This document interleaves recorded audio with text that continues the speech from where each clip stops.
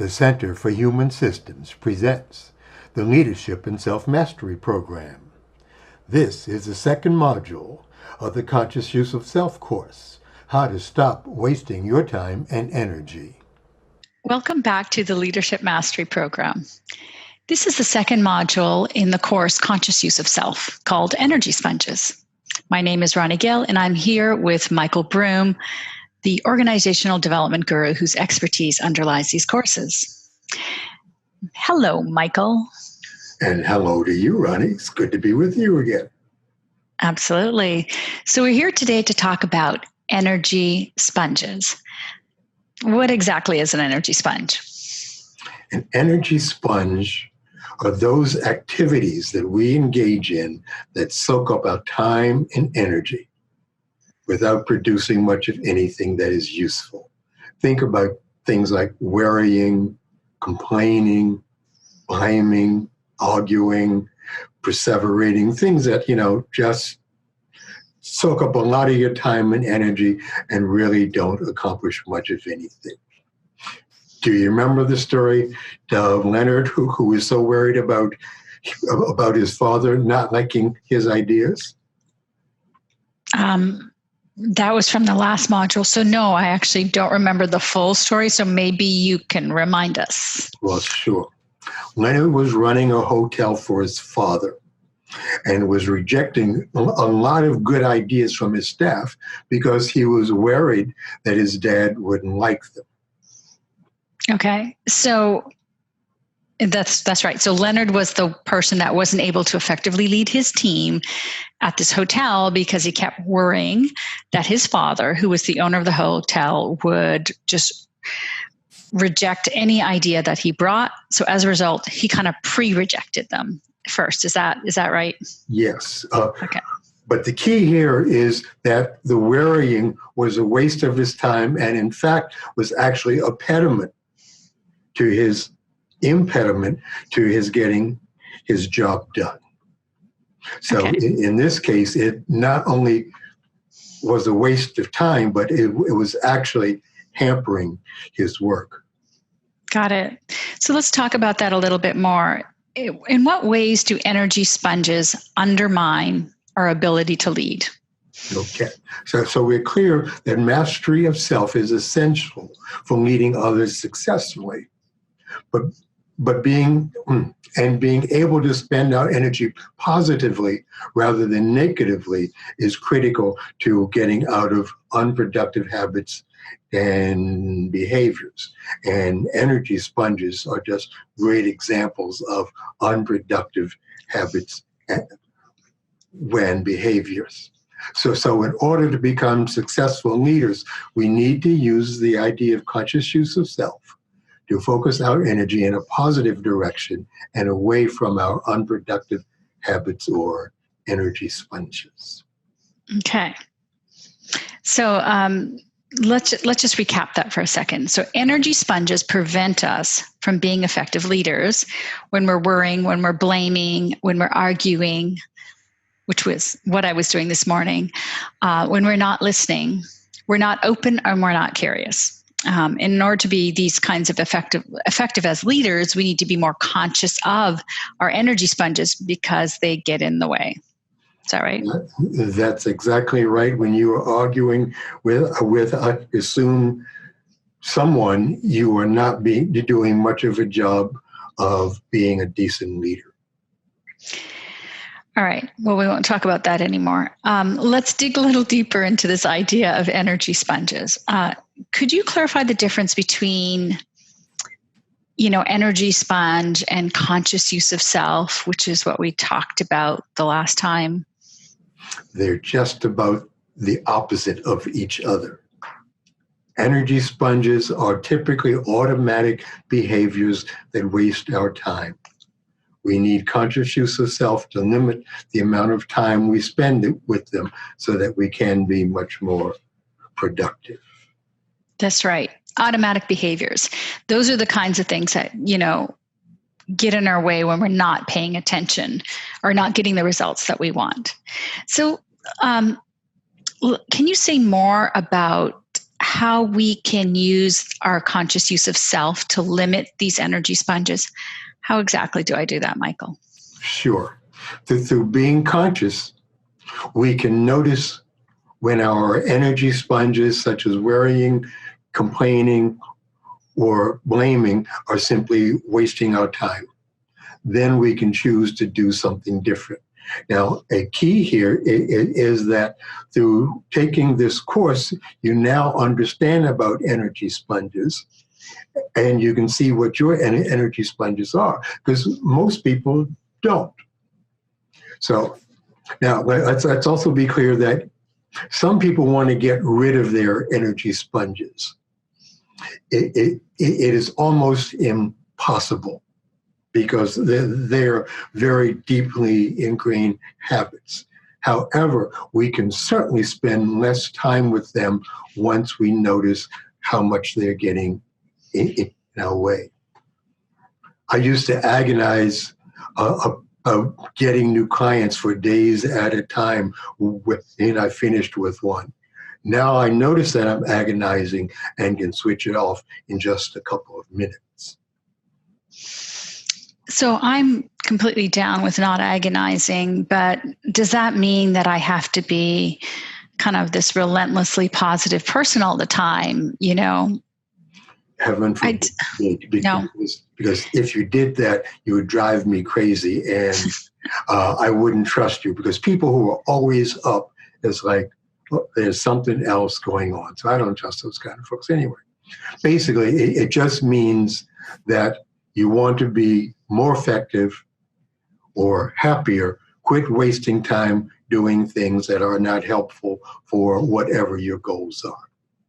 Okay. So I want to push back on that a little bit, because we've heard a lot that leaders want us, as leaders, our energy infects the people around us, which is sort of what this is getting at.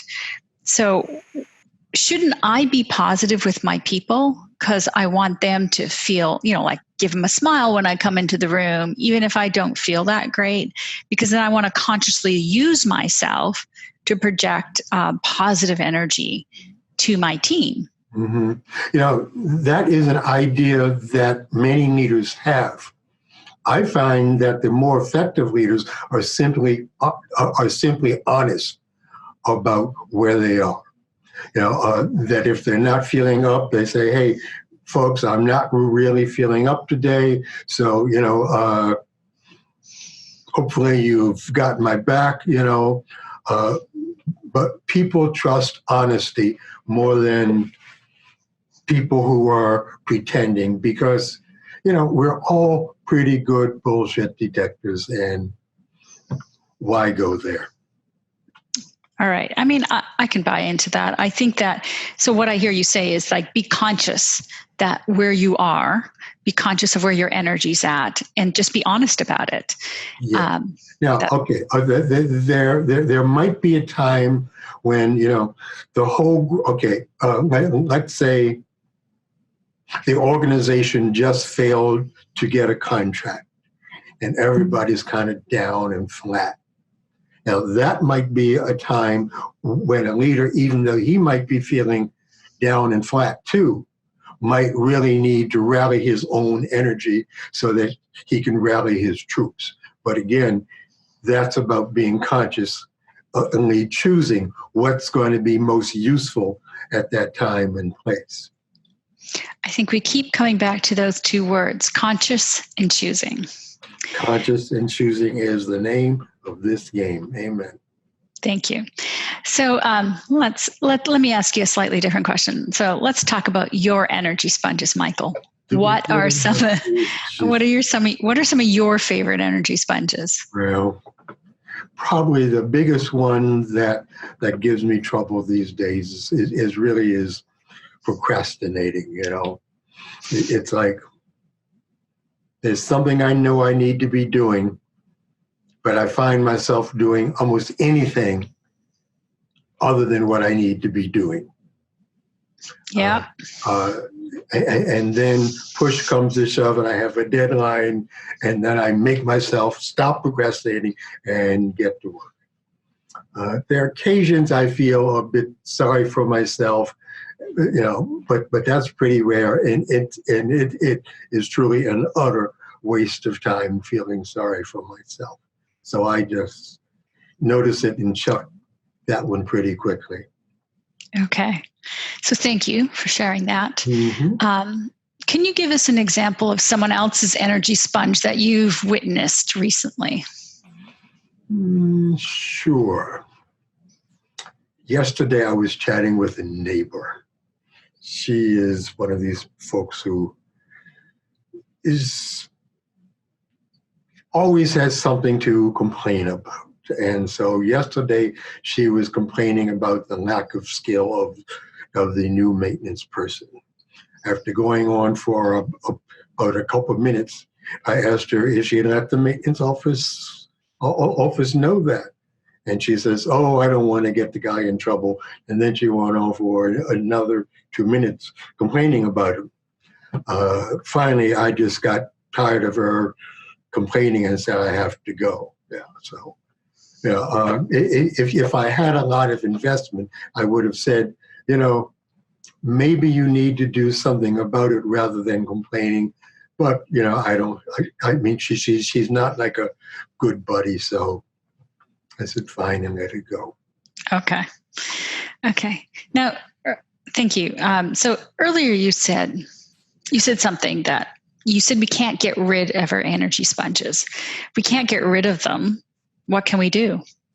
We can spend less time with them. Once you are aware of your sponges as sponges, you can cut short the amount of time you spend doing them. I mentioned feeling sorry for myself. Now, it used to be, that I'd feel sorry for myself for days on end, but now it's like I'm so clear that is such a waste of time. As soon as I would notice it and I go, "Oh, I wish it," then I just stop it and think about something else. Yeah.